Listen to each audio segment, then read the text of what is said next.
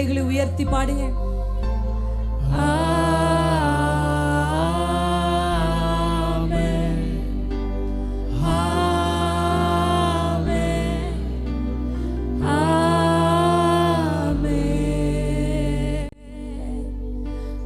தயவு நம்மேலே, நம் குடும்பங்கள் மேலே, நம் பிள்ளைகள் மேலே, நம் சந்ததிகள் மேலே, அவர் சமூகம் நம் முன்னே, நம் அருகே, நம் பின்னே, அவர் பிரசன்னம் நம்மை மூடுதே, அவர் என்றும் நம்மோடே.